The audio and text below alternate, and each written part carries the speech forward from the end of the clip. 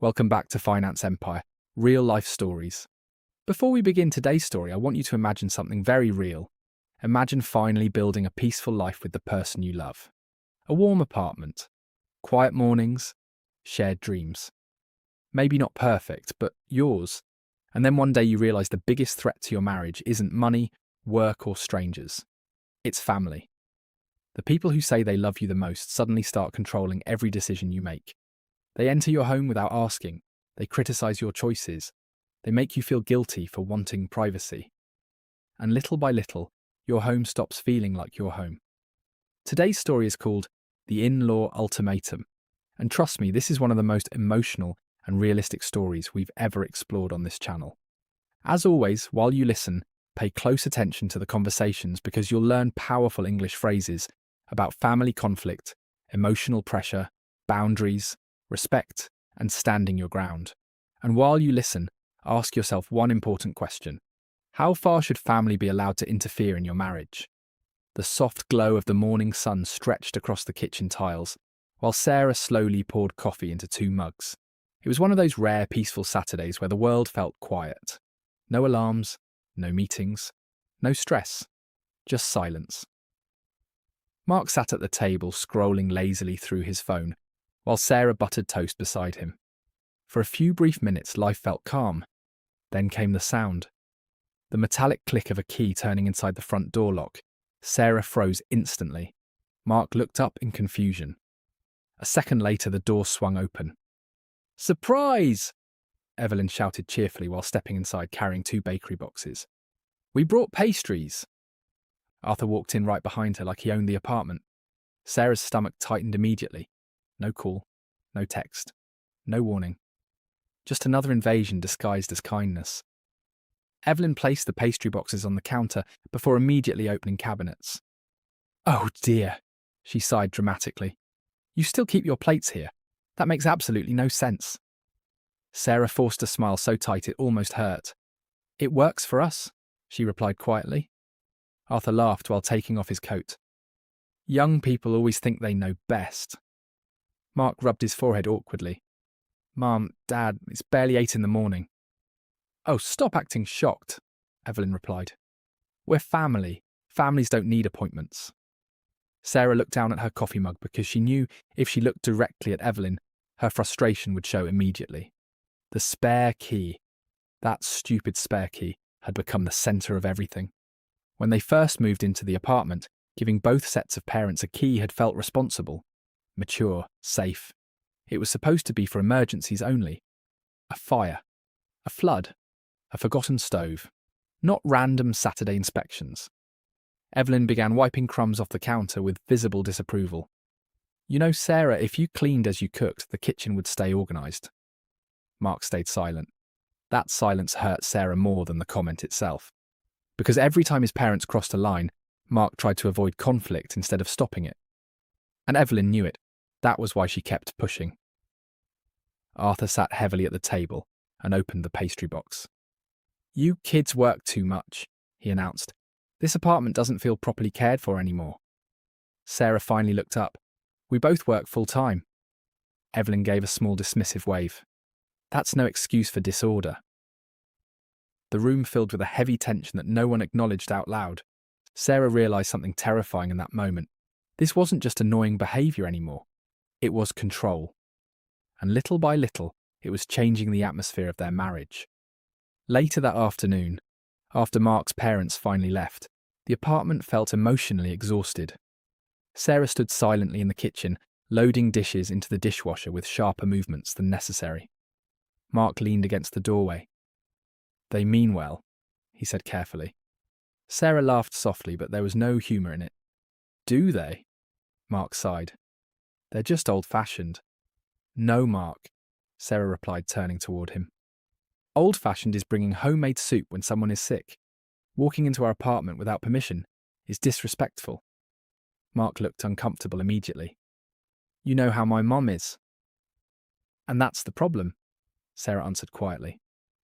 "Everyone keeps adjusting to her behaviour instead of asking her to adjust to anyone else." Mark didn't respond, because deep down, he knew she was right. That evening, Sarah tried to forget the tension by focusing on work emails, while Mark watched television quietly beside her. But at 9:30 p.m, Mark's phone buzzed. A message from Evelyn. "Did you remember to check the expiration dates in your fridge? Some of the yogurt looked old." Sarah stared at the text in disbelief. "She inspected our refrigerator." Mark gave a weak shrug. "She's trying to help." Sarah closed her laptop slowly. "No, Mark. Helping is when someone supports you. This feels like supervision."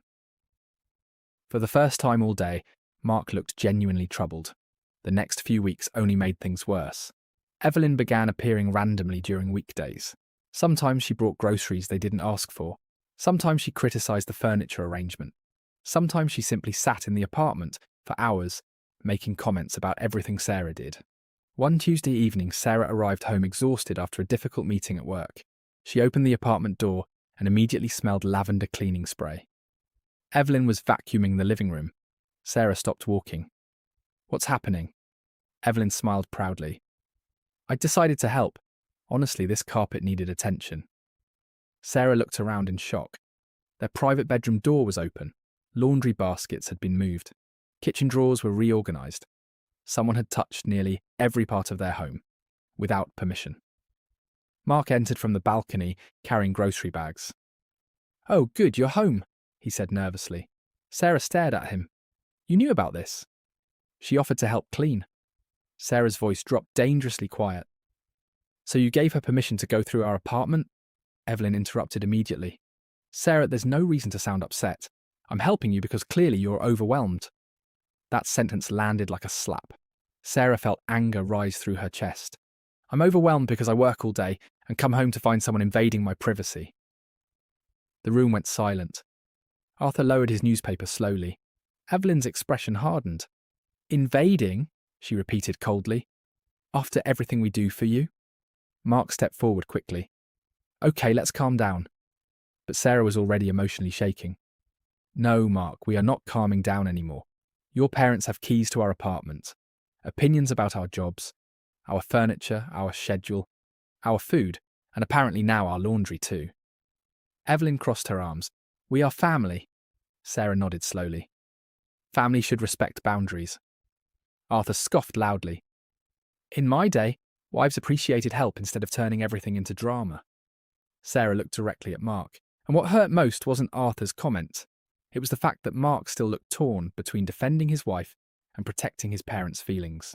That night after they left, Sarah sat alone in the bedroom staring at the ceiling, while Mark brushed his teeth in silence. Finally, he walked into the room carefully. "You embarrass my mother." Sarah looked at him in disbelief. "She embarrassed me in my own home. She was trying to help. She was trying to control." Mark sat heavily on the edge of the bed. "You don't understand how my family works." Sarah's eyes filled with exhaustion. "No, Mark, I understand perfectly. Everyone keeps sacrificing their peace to avoid upsetting your mother." Mark looks away because the truth hurt. Sarah's voice softened. "I'm not asking you to stop loving your parents. I'm asking you to choose healthy boundaries." For a long moment, neither of them spoke. Then Mark whispered something that revealed the real problem underneath everything. "I don't know how to tell them no." Sarah's anger faded instantly into sadness, because suddenly she realised something important. Mark wasn't just avoiding conflict. He'd spent his entire life being trained to avoid disappointing his parents, and now their marriage was paying the price. The following Sunday, things became even worse. Evelyn invited them to dinner. Sarah almost refused, but Mark begged her to come. "Please," he said quietly, "let's just try to keep the peace." So they went. At first, the evening felt almost normal. The table was beautifully prepared. Soft music played in the background. Arthur poured wine while Evelyn carried roast chicken to the table. For 20 peaceful minutes, conversation stayed light. Then Evelyn attacked. "So, Sarah," she said sweetly, "when are you finally going to start thinking about children?" Sarah nearly choked on her drink. Mark froze instantly. "We haven't decided yet," Sarah answered carefully. Evelyn exchanged a look with Arthur. "Well, you're not getting younger." Arthur nodded seriously. "A family gives life purpose." Sarah forced a polite smile. We're focused on our careers right now." Evelyn sighed dramatically. That's what women always say until it's too late. Mark shifted uncomfortably, but said nothing. Again, Sarah felt humiliation burning inside her chest. Evelyn leaned forward. You know, Mark always wanted children when he was younger. That comment changed the atmosphere immediately. Sarah looked at Mark. You told me you were unsure. Mark looked trapped. I am unsure. Evelyn smiled slightly, sensing tension. You used to talk about having 3 kids. Sarah realised exactly what was happening. Evelyn wasn't asking questions. She was planting conflict, creating division, trying to position herself between husband and wife. And for the first time, Sarah stopped feeling guilty for being angry. Because this was no longer about difficult parents. This was about protecting her marriage before resentment destroyed it completely. Mark finally put his fork down. Mum, he said quietly, our decisions about children are private. Evelyn looked genuinely shocked. The table fell silent. Arthur frowned immediately. Don't speak to your mother like that. But something had shifted inside Mark. Years of guilt and pressure were finally starting to crack, and Sarah could see it happening right in front of her. The question was no longer whether conflict would come.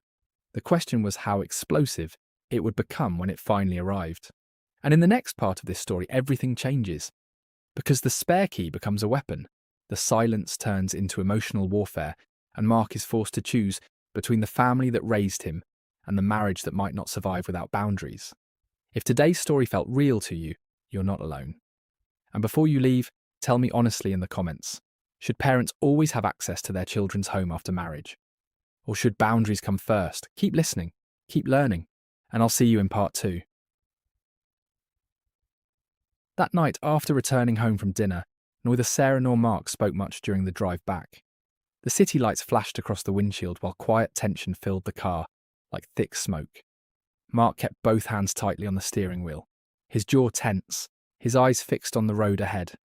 Sarah stared out the window, pretending to watch the passing buildings, but her mind kept replaying Evelyn's comments over and over again. You're not getting younger. Mark always wanted children. Each sentence felt carefully designed to create pressure. When they finally entered the apartment, Mark loosened his tie and let out a long, exhausted breath. She didn't mean it the way it sounded, he muttered weakly. Sarah turned slowly toward him. That's the problem, Mark. You always say that. He looked frustrated immediately. Because she's my mother. And I'm your wife? The words landed heavily between them. For several seconds, the apartment remained silent except for the distant hum of traffic outside. Mark rubbed his face tiredly. You think I don't see what's happening? Sarah softened slightly. Then why do you keep letting it happen? That question hit harder than she intended. Mark sat down heavily on the couch. Because every time I push back, they make me feel like I'm betraying them. Sarah walked toward the kitchen slowly, trying to calm herself before responding. That's not love, Mark. Love doesn't punish you for growing up. He looked down at the floor. My mum sacrificed everything for me. And now she expects ownership in return, Sarah answered quietly. Mark looked up sharply, almost offended, but deep inside he knew there was truth in her words. Sarah poured herself water while trying to steady the emotions rising in her chest. I don't want to fight with your parents, she admitted softly. I wanted us to be one big happy family. I really tried. Really?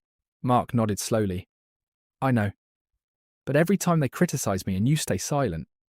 Her voice cracked slightly. It makes me feel alone. That sentence broke something inside him. Because for the first time Mark realized the situation wasn't only exhausting him, it was hurting the person he loved most. He stood up slowly and walked toward the kitchen. I'm trying, he whispered. Sarah looked at him with tired eyes. I know you are, but trying quietly isn't enough anymore. At that exact moment, Mark's phone buzzed again. Both of them looked down instantly. A message from Evelyn. Don't let Sarah push you away from your real family. The room went completely still. Sarah didn't even react this time. She just looked tired, deeply tired.